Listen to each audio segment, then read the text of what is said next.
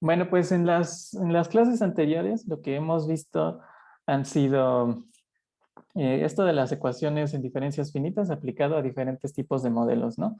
Y hemos visto cómo escribir un modelo y cómo interpretar un modelo cuando ya tenemos el modelo escrito. Y bueno, diferentes tipos de comportamientos que nosotros vamos a tener en caso de que nuestro modelo sea lineal. Ahora, en estos problemas de biología, lo más probable es que no vayamos a tener una sola ecuación, sino que vayamos a tener muchísimas ecuaciones. Bueno, no muchísimas, pero sí, digamos, más de una, tres, cuatro. Sí es muy probable que tengamos, porque en los problemas biológicos vamos a tener muchas componentes distintas interactuando. Ajá. Vamos a poder tener distintos compuestos bioquímicos que están reaccionando entre ellos, distintas especies que están comiéndose o haciendo algo la una a la otra, diferentes células y señales que hacen que cambien, se diferencien, mueran, cosas así, ¿no? Entonces tenemos muchos componentes que cambian en el tiempo, perdón, y que su cambio en el tiempo también hace que otras cosas cambien en el tiempo. Y para este tipo de casos, que son la mayoría, necesitamos sistemas, y no solo una ecuación, sino sistemas de varias ecuaciones donde todas influyan en todas, ¿no? Entonces vamos a ver un ejemplo muy básico en donde nosotros necesitamos un sistema. Entonces nos vamos a hacer la siguiente pregunta. Vamos a tener un sistema, o sea, un cuerpo humano que queremos estudiar, y vamos a ver que hay creación de células sanguíneas, o sea, células blancas, rojas, etcétera, en la médula de los huesos, ¿no? O sea, la parte interior, que sí tiene sangre y todo, que la gente se come en la sopa, pues eso está ahí porque genera células sanguíneas, ¿no? Hematogénesis se llama. Entonces ahí se generan todas las células. Y además, todas las células que ya están dañadas porque son viejas, etcétera, se destruyen en el vaso, que es otro órgano por aquí, ¿no? Que se dedica solamente a destruir células, que ya pasaron su tiempo de vida. Y esto es un proceso que pasa cada día. Vamos a pensar que esto solo pasa ciertas horas en ciertos días para que sea más fácil y hacer la discretización, pero de cualquier forma hay que tener en cuenta que seguramente esto es un proceso continuo, ¿no? Que todo el tiempo se están generando en nuestros huesos, en la médula de nuestros huesos, las células sanguíneas y se están destruyendo en el vaso. Y ahora lo que queremos saber es con un modelo sencillo, que obviamente no va a ser tan realista, pero va a servir nuestros propósitos, vamos a tener una conclusión biológica importante. Nosotros vamos a querer saber cuál es la proporción de células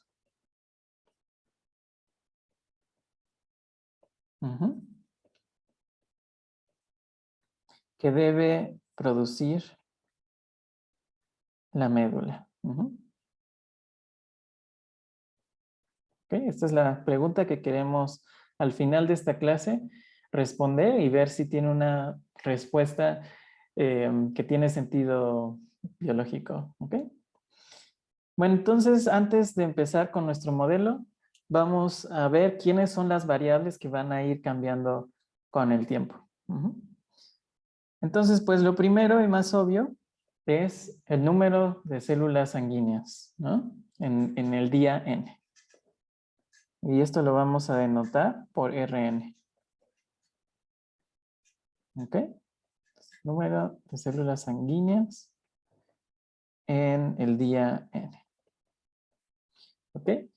Y además podemos tener otra variable que tiene que ver con la médula Y esto va a ser el número de células nuevas producidas por la médula. ¿Ok? Entonces, número de células nuevas producidas en la médula. Ajá, entonces, digamos, la RN son el número de células viejas que ya andaban por ahí y MN son las que llegan directo de la médula. ¿Ok? Entonces, esto nos permite modelar la acción de la médula por separado de los demás. Ahora, ¿qué otras no variables, sino constantes parámetros necesitamos para, de una forma sencilla, modelar esta acción del vaso y de la médula? Pues primero justamente la acción del vaso, ¿no? Esto va a ser la fracción de células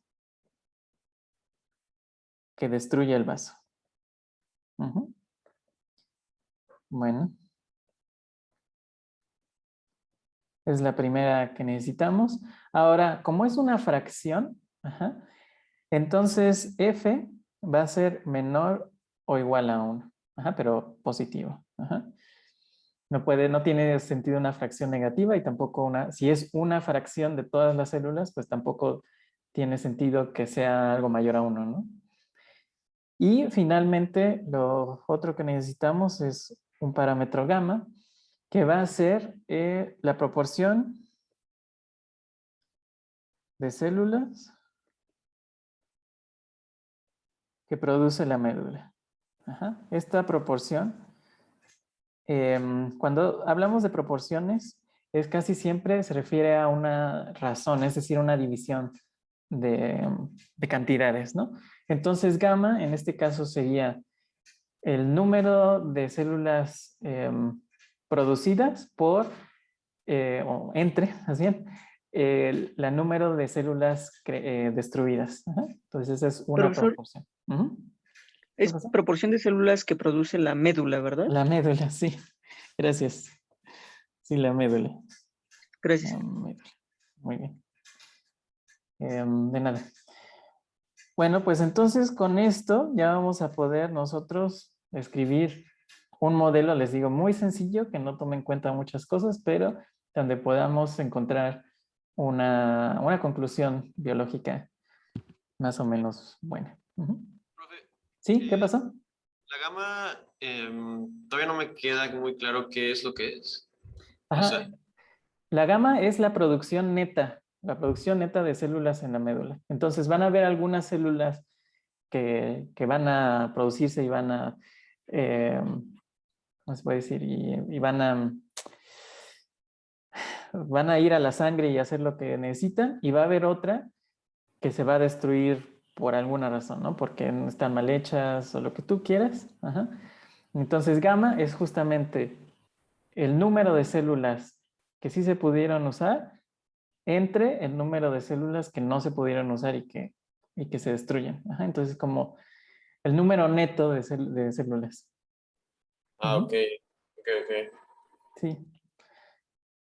Bueno, pues entonces, ¿cuál es la cantidad de células sanguíneas que ya están en la sangre? En el día n+1, pues vamos a tener 1 menos f Rn. ¿Por qué 1 menos f? Porque si f es la fracción de células que se destruyó en el vaso, entonces 1 menos f es el número de células que no se destruyó en el vaso, ¿no? De hecho, esto lo podemos dividir en dos términos, como Rn menos FRn, ¿no? Entonces, Rn son las células que ya teníamos, menos FRn serían menos las células que se murieron en el vaso, bueno, que fueron destruidas en el vaso. ¿Ok? Y a estas células, digamos, viejas que ya estaban por ahí circulando, les tengo que agregar el número de células que produjo la médula. Bueno, y ahora sí, el número de células que produjo mi médula, pues va a ser gamma, que es la proporción de células producidas por la médula, pero vamos a suponer que la proporción de células que produce la médula tienen que ver con el número de células que destruye el vaso. Ajá. ¿Por qué? Porque tiene que haber un balance, ajá, se le llama homeostasis en nuestro cuerpo. Ajá, si no, las cosas se salen de control. Entonces, tiene que de alguna forma haber una comunicación alguna señal que nos diga que se necesitan células, ajá, que se necesitan células nuevas. Entonces, vamos a pensar que esta señal es proporcional, o la fuerza de esta señal es proporcional al número de células que se destruyen en el vaso. Ajá, entonces, si el vaso está destruyendo muchas células, pues va a enviar un mensaje a la médula de que produzca muchas células. Si el vaso no está destruyendo muchas células, pues entonces no va a haber tanta de esa señal que diga que Profesor, es urgente. ¿Sí? ¿y podremos pensar que gamma por F es una constante? O sea, porque esa cantidad debe mantenerse constante, ¿no? Ujú. Sí, de hecho, tienes toda la razón. Gamma y F son constantes y nosotros podríamos pensar a gamma por F también por una constante como neta, ¿no? De producción. Sí, tienes razón. Sí, gracias, gracias. Sí, de nada. De todas formas, vamos a ver al final cuál es la condición que debe cumplir gamma y van a ver que tiene que ver con esto que decía. Bueno, entonces antes de ver qué pasa con la pregunta, ¿no? Que cuál es la proporción de células que debe producir la médula, vamos a adentrarnos un poquito en la teoría, que va a ser la última, creo que va a ser el último día de teoría de ecuaciones lineales. Y ya con lo que veamos en la teoría, esto lo vamos a aplicar en este problema al final. Ahora, antes de seguir con esto y en general con sistemas, no sé si ustedes ya lo hayan visto en otros cursos, pero es muy útil, la teoría de los sistemas es muy útil porque nos ayuda no solamente a, a estudiar estos problemas donde tenemos varios componentes que se afectan uno a otro, sino que también nos ayuda a simplificar un poco problemas de alto orden. Entonces, nosotros habíamos visto en el primer ejemplo un ejemplo de ecuación de segundo orden y vimos cómo resolverla.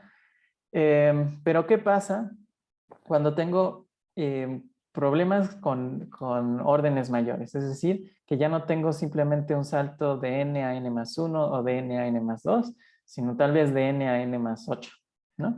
¿Qué pasa cuando tengo ese tipo de problemas de alto orden?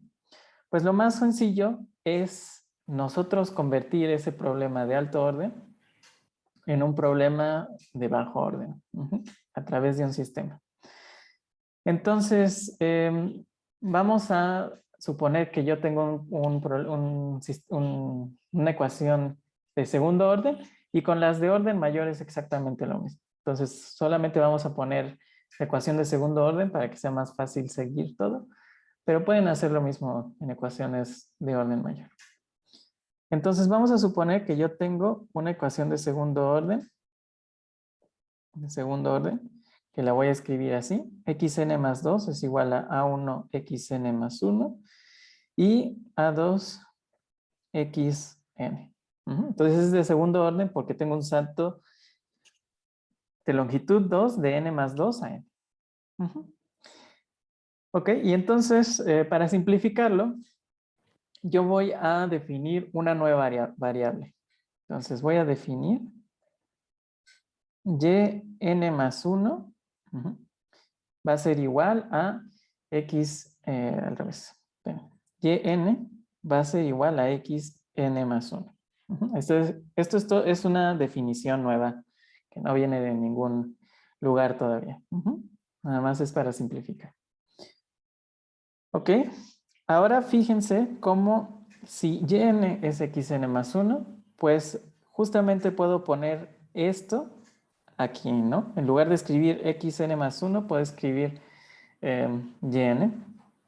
Y además puedo subir, de esta ecuación puedo subir el índice por 1. Entonces, si aumento el índice, voy a tener yn más 1 igual a xn más 2. Ajá, simplemente le sumé 1 a ambos índices y ya. Y entonces, cuando ya tengo yo esta ecuación, pues yo puedo ver inmediatamente que puedo sustituir este xn más 2 que está aquí por esta yn más 1. Ujú. Y entonces, usando estas dos ecuaciones junto con esta de arriba, voy a tener xn más 1 es igual a yn, que viene de la que puse en rojo. Ujú. Y sustituyendo las dos en la primera ecuación, voy a tener yn más 1 igual a a1yn más a2xn. Ujú. Entonces, aquí pueden ver cómo convertí un sistema de orden 2, perdón, una ecuación de orden 2 a un sistema de dos ecuaciones de orden 1. Entonces, si ustedes recuerdan ecuaciones diferenciales ordinarias, pues es lo mismo que podía hacer uno con una ecuación diferencial, ¿no? Bajar el orden haciendo sistemas. Entonces, es muy útil esto que vamos a ver hoy, porque todas las ecuaciones que tengamos de orden mayor las podemos traducir a un sistema y usar esto, ajá, que estamos viendo ahorita, que vamos a ver ahorita. ¿Ok? Bueno, entonces ahora sí vamos a ver el caso general en el cual nosotros vamos a tener un sistema de ecuaciones lineal.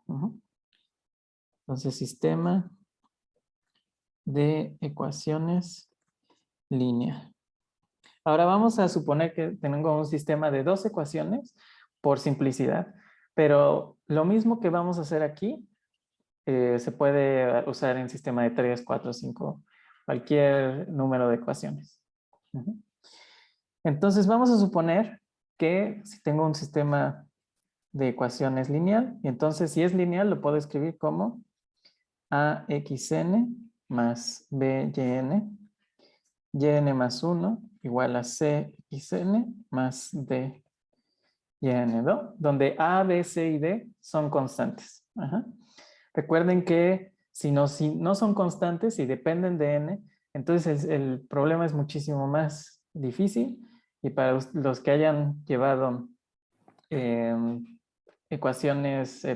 sistemas dinámicos no lineales, eso, cuando tenemos dependencia en el tiempo, eso le sube su dimensionalidad al problema y se hace súper complicado.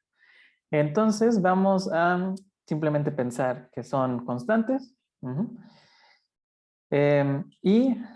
Vamos a escribir entonces esto de forma vectorial. En lugar de yo tomar a xn y yn por separado, voy a definir un vector x vector, n, y lo voy a definir como el vector xn, yn. Es un vector. Y pues bueno, si yo aumento el tiempo por 1, pues afecta a ambas entradas, ¿no? Esto va a ser xn más 1, yn más 1. ¿Ok? Y bueno, entonces, si yo uso esta notación vectorial aquí, igual que en ecuaciones diferenciales ordinarias, pues voy a poder escribir este sistema como xn más 1 igual a una matriz A por xn. ¿Y esta matriz A quién es?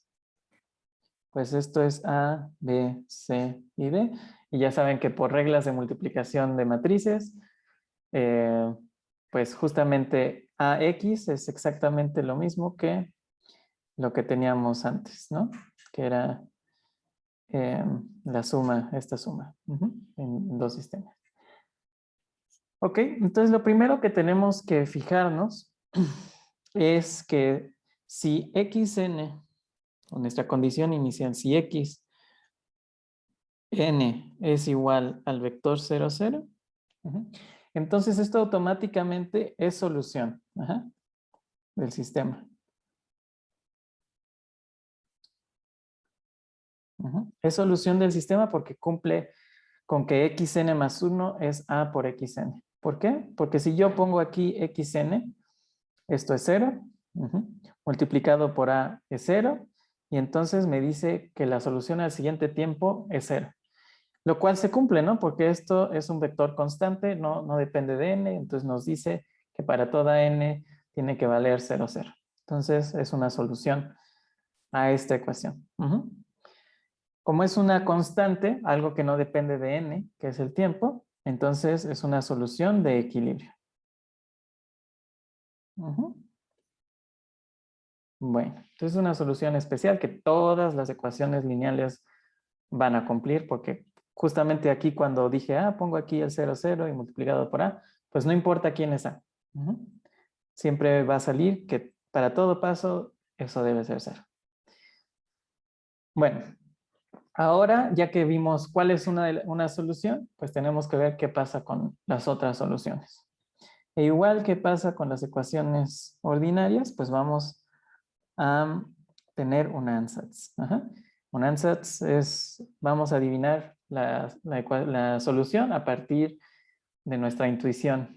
Y nuestra intuición nos dice que si para una ecuación en diferencias la solución era una constante por lambda a la n, entonces en este caso que tengo n ecuaciones, pues tiene que ser lambda a la n, igual que antes, pero la constante tiene que ser ahora un vector, ¿no? Entonces vamos a ponerle ahí un vector constante. Este no depende de n, ¿ok? Bueno, entonces para ver qué es lo que tiene que cumplir lambda y xi, entonces vamos a sustituir en nuestro ansatz en nuestra ecuación vectorial, ¿no? Entonces aquí le pongo sustituyendo. Pues voy a tener entonces que x vector n más 1 con este ansatz sería lambda n más 1 por xi. Y ahora a por xn es lambda a la n xi. Ahora el lado izquierdo lo puedo yo dividir, ¿no? Lambda n más 1 es lambda a la n por lambda, porque se suman los exponentes, ¿no? Entonces lambda a la n por xi es a lambda a la n xi. Y pues como tenemos lambda n de ambos lados, la eliminamos y nos queda lambda xi es igual a xi. Que esto es el problema de eigenvalores, ¿no? Problema de eigenvalores. Entonces lambda es un eigenvalor y xi es un eigenvector. Entonces, lo único que tenemos que hacer es calcular los eigenvalores, eigenvectores de A, y con eso podemos formar una solución. Como en este caso vamos a tener la matriz es de 2 por 2, ¿no? Porque dijimos que era esta. Vamos a tener dos diferentes eigenvalores y eigenvectores. Claro, siempre puede haber eigenvalores repetidos, bla, bla. Pero vamos a suponer que no están repetidos ni pasan cosas extrañas. Entonces vamos a tener dos eigenvalores, dos eigenvectores, por lo tanto, dos soluciones. Y estas, por linealidad, o la combinación lineal de ellas va a ser solución. Entonces, finalmente, xn va a ser igual a una constante por lambda a la n xi 1, lambda 1, más una segunda constante por nuestro segundo eigenvalor a la n por nuestro segundo eigenvector a la n. ¿Okay? Y si fueran 3, sería una combinación de tres soluciones, etc. Entonces vamos a ver cómo se comportan otra vez las soluciones y cómo vamos a visualizar las soluciones cuando tenemos más de una ecuación. Entonces vamos a empezar dibujando las soluciones. Entonces vamos a tener el siguiente caso que tengo por aquí. Ok. Muy bien. Entonces, muy bien. Ok, entonces hay dos formas en las que podemos representar nuestra solución. Recordemos que en este caso estamos suponiendo que tengo un sistema de dos ecuaciones, entonces tengo dos funciones de n en R que son soluciones, ¿no? O sea, si yo tengo este sistema, pues al final lo que voy a obtener es la solución de xn y la solución de yn. Entonces, dos funciones, una para x, otra para y. Entonces, normalmente puedo representar las dos por separado, ¿no? Podría pensar que esta azul es xn y esta amarilla es yn y las veo por separado. ¿Qué pasa con cada una? Pero muchas veces es más útil ver lo que hacen las dos al mismo tiempo para no estar tratando de imaginar qué pasa. Es más claro ver qué pasa si yo dibujo el valor de x y y en el espacio, en una superficie, y ver cómo van cayendo los puntos cuando n va creciendo, ¿no? Entonces, en esta representación donde las dos están separadas, esta va a ser la representación cuando lambda 1 y lambda 2, en valor absoluto, son menores a 1. Cuando ambas tienen valor absoluto menor a 1, entonces recuerden que esto se comporta como una exponencial decreciente. Entonces, si es una exponencial decreciente, cuando n tiende a infinito, pues las dos tienen que ir a 0. ¿Por qué? Porque aquí esta es la única dependencia con n, entonces no hay forma de que esto crezca. Esto siempre se va a hacer. Tengo una pregunta. Tenemos una curva para xn y otra curva para yn, ¿verdad? No una gráfica para xn. Bueno, sí podrían ser dos gráficas, pero lo que quiero decir es, si en una misma gráfica, cada curva representa una solución, una para x1 y una para yn, ¿verdad?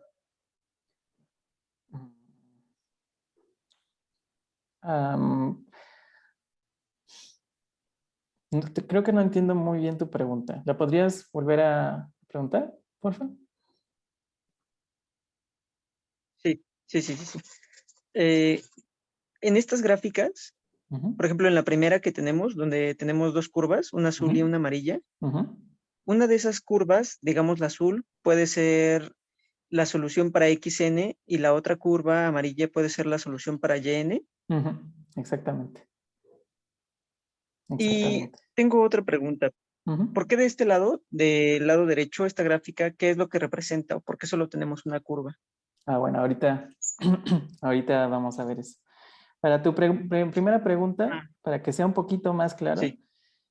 Vamos a ver cómo se ve esto componente a componente. Esto sería xn yn igual a S1 lambda 1 a la n por xi1x, digamos, xi1y, más C2 lambda 2 a la n, xi2x, xi2y. ¿Ok? Entonces, justamente es lo que tú decías. La línea azul, en este caso, sería la solución de xn de la primera componente. Entonces sería C1 lambda 1 a la n, xi1x, más C2 lambda 2n, xi2x. Para quien sea xi1 y xi2x, la primera componente. Y la anaranjada sería C1 lambda 1n, xi1y, más C2 lambda 2n, xi2y. Entonces, todas las segundas componentes es una solución, todas las primeras componentes es la otra solución de la otra función. Ahora, lo que estamos haciendo en esta solución es justamente lo contrario. Aquí lo estamos viendo qué pasa, cómo cambia componente a componente. Y aquí estamos viendo así como un vector. Recuerda que un vector, pues sí es una flecha, pero también lo podemos ver como un punto en el plano, ¿no? Si tenemos el vector 2, 1, pues puedo dibujar un vector que tenga en X2 y en Y1, ¿no? Dibujar ahí un punto. Entonces eso es justamente Sí. lo que estoy haciendo. Fíjate lo que pasa aquí. Cuando n es igual a 1 o 0, no sé, la condición inicial ya no me acuerdo cómo la puse, pero cuando n es 0 o 1, vamos a tener que mi componente x es pues casi 0. Y mi componente y es casi 1000 o 1000. Ajá. Entonces, si yo pongo este par de valores, x1 igual a 0, y1 igual a 1000, y lo pongo en forma de un vector, me va a quedar que esto es 0, 1000, ¿no? El vector 0, 1000. Y si te fijas, es justamente esto, es justamente este punto de aquí, ¿no? Este es el punto 0, 1000. Y así voy a hacer con cada punto, con cada n, lo voy a organizar en un vector y voy a pintarlo en este plano. Entonces, si te fijas, ¿qué va a pasar con x? X va a ir aumentando en valores. Es decir, si x está en el eje x, o sea, en el eje horizontal, nos vamos a mover hacia la derecha. Y y, que es la curva amarilla, va a ir bajando, ¿no? Entonces, nos vamos a mover, si el eje Y es el eje vertical, nos vamos a ir moviendo hacia abajo. Entonces, justamente, mientras n va aumentando, puedo yo visualizar lo que hacen las dos funciones xn y n al mismo tiempo, aquí, dibujando estos puntos, como hice aquí. Y vemos que entonces en este caso, lo siento, en este caso, no sé por qué ya no quiere responder bien mi tablet. Ok, entonces en este Por ejemplo, caso, y ahí podríamos decir que la solución de equilibrio es también el 0. sí, en todas las lineales la solución de equilibrio es el 0. Sí, Ah, bien. exactamente. Entonces, mientras mi n va aumentando, yo voy visitando estos puntos. No sé si se ven, pero estos puntos ahí los voy a ir visitando. De hecho, fíjate cómo en x, x va a ir aumentando hasta cierto valor y luego de aquí va a ir bajando otra vez, ¿no? Porque vamos a ir de valores de 0, 100, 200, 300, 400, 500 y ya una vez que estemos aquí, como la curva sigue por acá, pues va a regresar. Y es justamente lo que vemos aquí, ¿no? X, que es la línea azul, va aumentando hasta casi 500 y luego vuelve a bajar. Y en cambio Y siempre va bajando, nunca deja de bajar. Y eso es lo que vemos, ¿no? Si seguimos las flechitas que estoy dibujando aquí, pues Y, si nos fijamos solamente en Y, pues Y baja, baja, baja, baja, baja, baja y nunca deja de bajar. Entonces, en una sola curva, sin yo tener que hacer dos gráficas como aquí, en una sola curva sé exactamente qué está pasando con X y qué está pasando con Y mientras N, el tiempo pasa. ¿Sí te quedó claro? Sí, sí, sí, ya entendí. Muchas gracias. Ok, sí, de nada.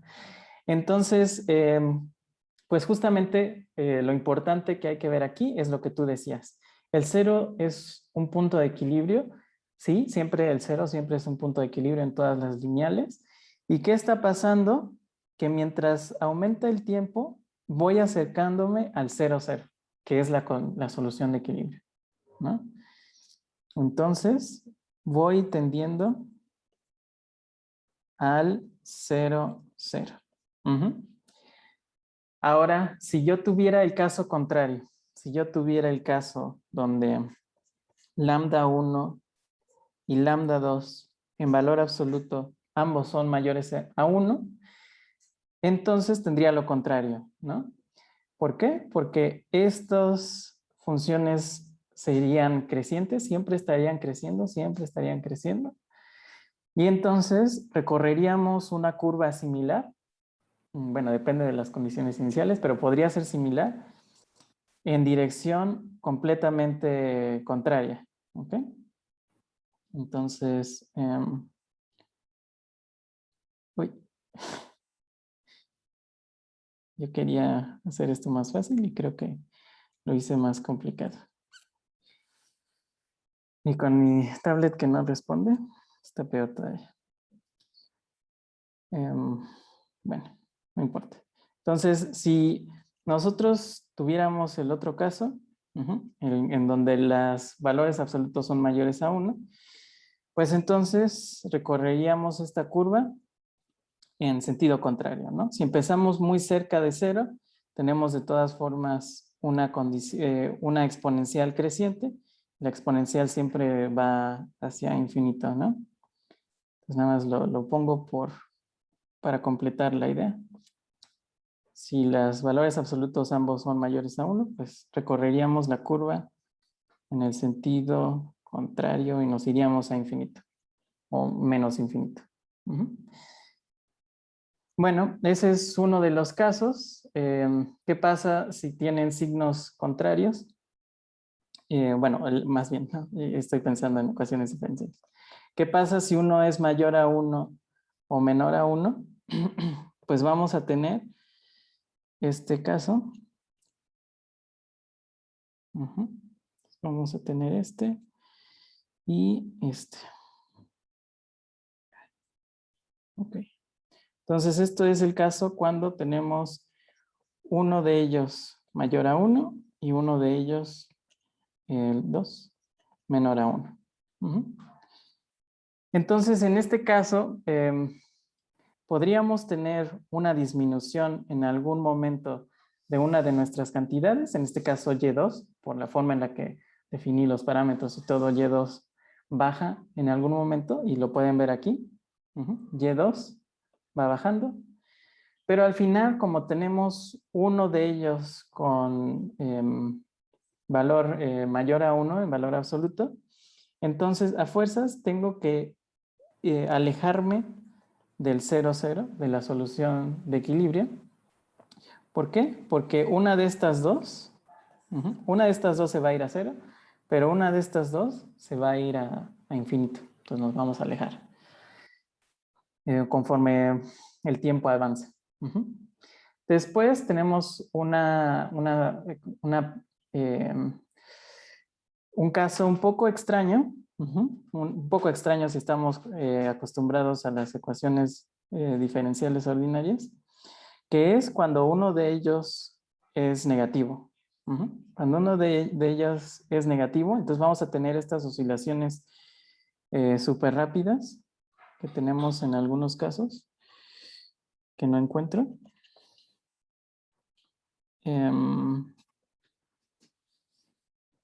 Creo que tengo que ordenar esto otra vez porque está difícil encontrar cosas. Ok, entonces, cuando tenemos un eigenvalor negativo, lo que vamos a tener es una oscilación de periodo 1, es decir, va a ir cambiando de signo, al menos va a ir subiendo y bajando con cada paso. Entonces, en este caso vamos a tener los dos lambdas van a ser menores a 1 en valor absoluto, pero alguna de las lambdas o las dos va a ser negativa. Y entonces vamos a ver estas oscilaciones rápidas, como ven aquí, y pues cuando vemos a las dos juntas, pues esto hace estas diagonales que también suben y bajan, porque cada paso de tiempo tienen que oscilar. Y finalmente tenemos el caso de oscilaciones un poco más bonito, porque son oscilaciones que no pasan a cada tiempo, que es cuando vamos a tener nosotros eigenvalores complejos, no reales. Entonces, este es el caso. En estos tenemos que lambda 1 y lambda 2 son complejos. Entonces los podemos escribir como lambda 1 igual a alfa más IB y lambda 2 igual a alfa menos IB y alfa menos I beta. Recuerden que alfa y beta son números reales, normales. Y alfa se le llama la parte real beta se le llama la parte imaginaria. En este caso, el valor absoluto se le conoce como el módulo, y esto es la raíz cuadrada de alfa cuadrada más beta cuadrada, pero pasa lo mismo. Entonces, en este ejemplo específico que tengo a la derecha, aquí alguno de los dos, no, de hecho, los dos, van a tener módulo, valor absoluto, mayor a 1, porque estamos viendo que empiezan cerca del 0 y de pronto empiezan a oscilar y se empiezan a volver locas y se alejan del 0. Entonces, el 0 tiene que ser inestable para que se alejen del 0. Si yo veo, a ver, antes de cualquier cosa, dejen copiar esto y pegarlo. Ok. Entonces, si yo me estoy alejando del 0, 0, que es mi solución de equilibrio porque estamos oscilando cada vez más rápido, pues yo tengo que recorrer esta curva hacia afuera, porque el 0, 0 es el origen de mi gráfica, ¿no? Es donde se cruzan los dos ejes. Entonces, si me estoy alejando cada vez más, pues tengo que irme cada vez más. Y en este caso, pueden ver que la curvita es muy bonita, es como una espiral, a diferencia de los negativos que son como rayas que hacen arriba y abajo.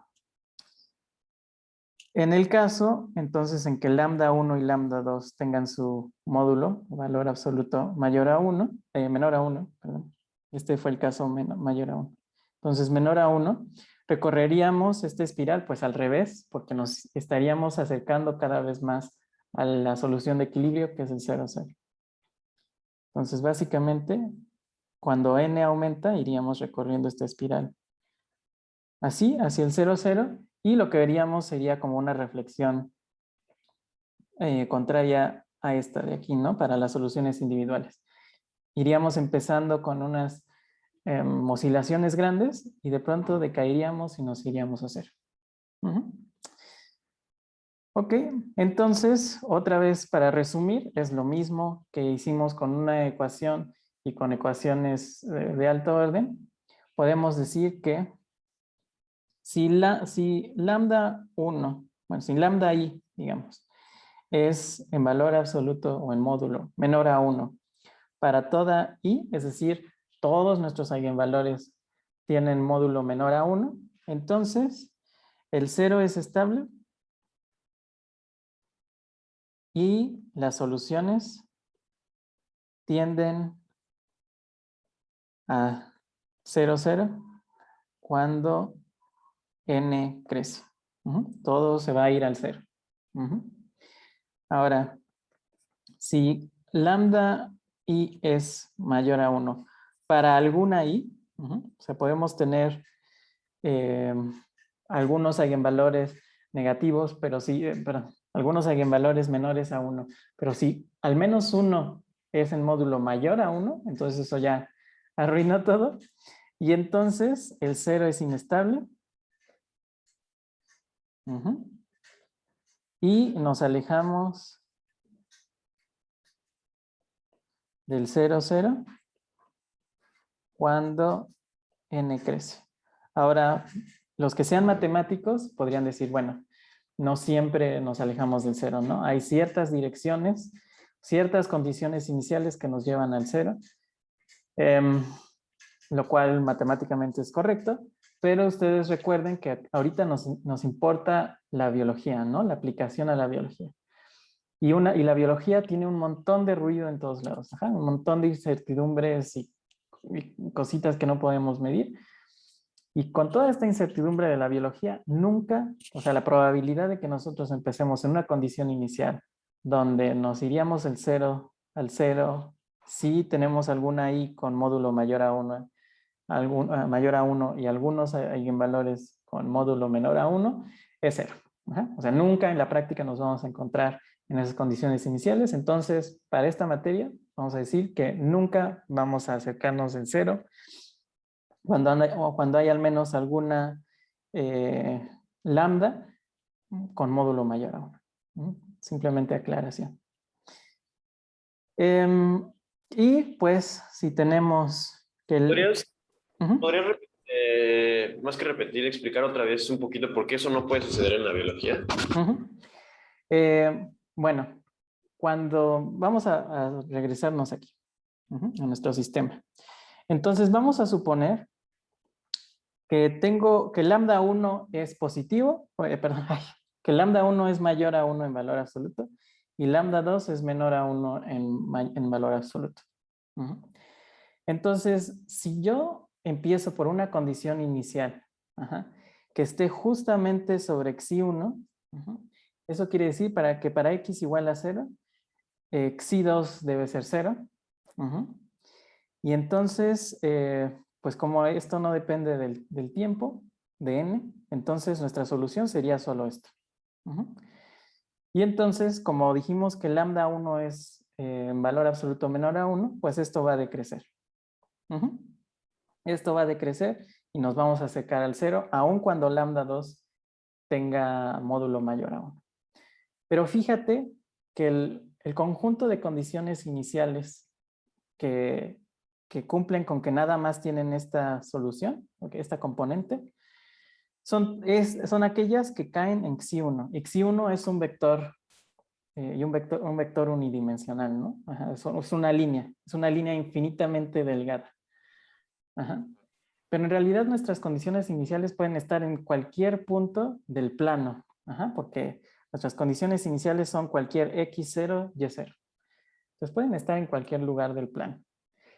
Entonces, si nosotros calculamos la probabilidad de que teniendo un plano de condiciones iniciales posibles, caigamos justamente en una línea de longitud 0, que es el xi1, la probabilidad es 0.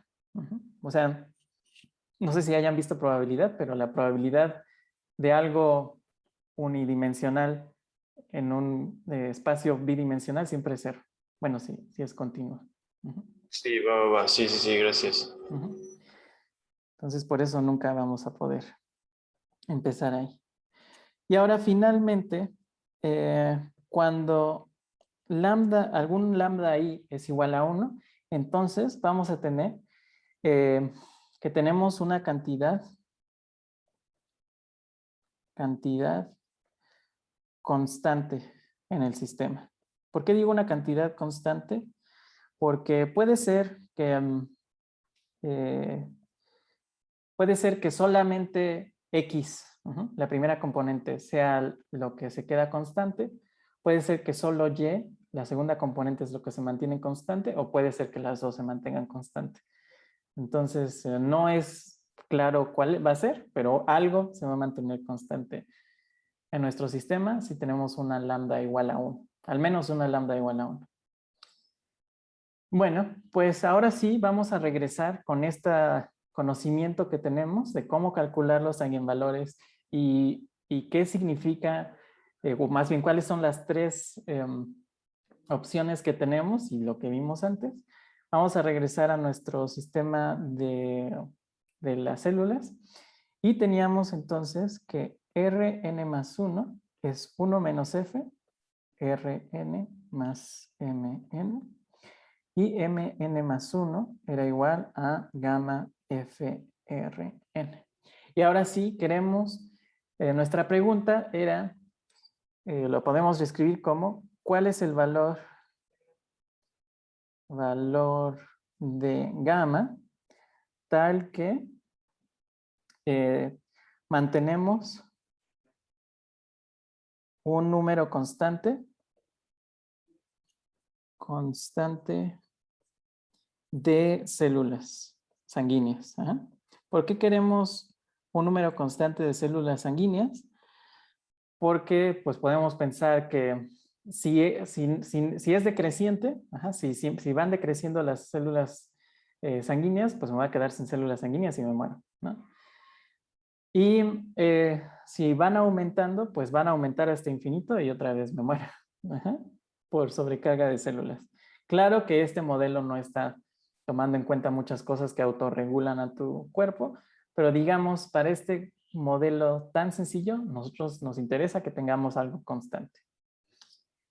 Bueno, entonces, si yo reescribo esto como un sistema vectorial, pues voy a poder expresar esto como xn más 1 igual a 1 menos f, 1 gamma f, 0 por xn. Ajá, entonces aquí nuestra matriz es esta, 1 menos f1 gamma f. Vamos a calcular sus eigenvalores. Entonces vamos a tener que los eigenvalores es cuando el determinante es igual a 0 de 1 menos f menos lambda, 1 gamma f menos lambda. Y si hago estas cuentas, me va a salir que lambda cuadrada más lambda por 1 menos, por f menos 1, porque me va a cambiar los signos, el menos lambda, menos gamma f. Eso es lo que tiene que ser igual a 0. Pues aplico la ecuación del chicharronero, ¿no? Lambda 1, 2. Y esto va a ser 1 menos f más menos raíz cuadrada de 1 menos f al cuadrado menos 4 por a por c, pero c es gamma f. Pues esto es más 4 gamma f entre 2. Vamos a expandir lo que está en el cuadrado. Y vamos a tener 1 menos 2f más f cuadrada menos 4 gamma f sobre 2. Y ahora aquí vamos a aplicar un truquito matemático que es sumar un 0 para mantener todo igual. Un 0 que va a ser igual a menos 2f más 2f. Entonces este 2f lo voy a poner aquí en lugar del menos 2f. Entonces esto va a ser 1 menos f más menos raíz de 1 más 2f más f cuadrada menos 4 gamma f. Y ahora el menos 2f que quité y el menos 2f del 0 que puse es menos 2f menos 2f entre 2. Bueno, y ahora fíjense cómo tengo aquí 1 más 2f más f cuadrada. Eso es 1 más f al cuadrado. Entonces lo voy a escribir así, 1 más f al cuadrado, luego menos 4 gamma f, y el menos 2f es menos 4f. Y ahora puedo factorizar el 4f de la última expresión.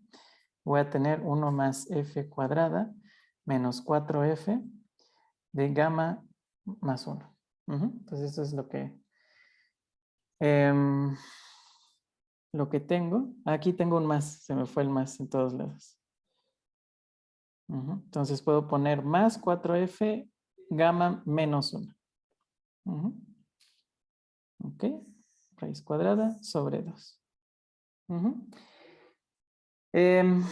Y ahora vamos a ver qué pasa cuando gamma es exactamente 1. Vamos a suponer que gamma es exactamente igual a 1.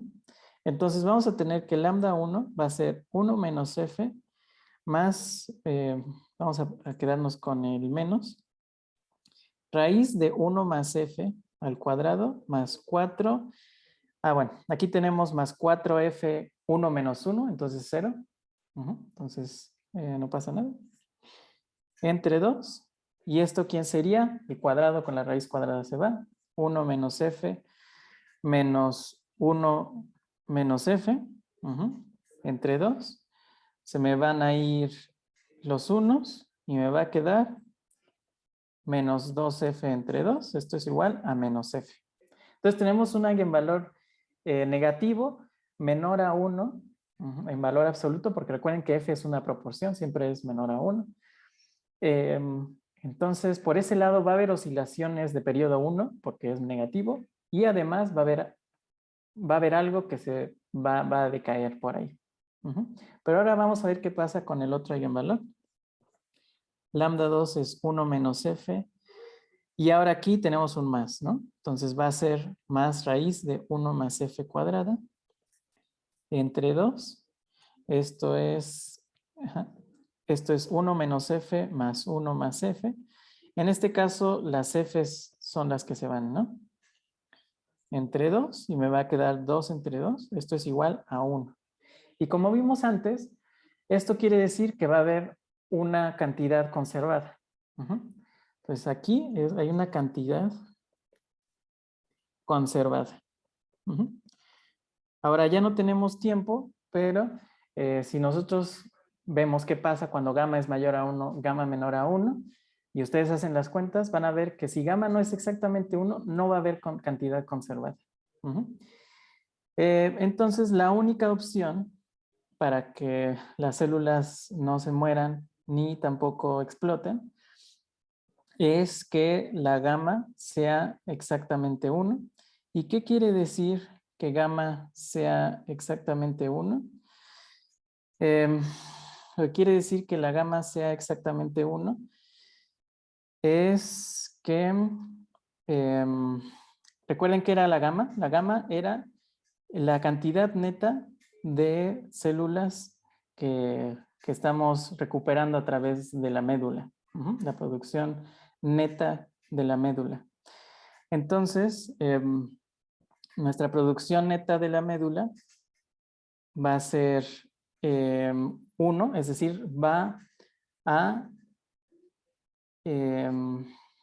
contrarrestar perfectamente la degradación por el vaso. Entonces, cuando gamma es igual a 1, vamos a tener esto. Se va a mantener constante el número de células.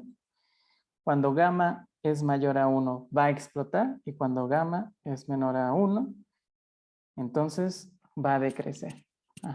¿Por qué? En gamma 1, todas las que deshizo el vaso las va a volver a hacer la médula. En gamma mayor a 1, las que va a ser más la médula de las que deshizo el vaso.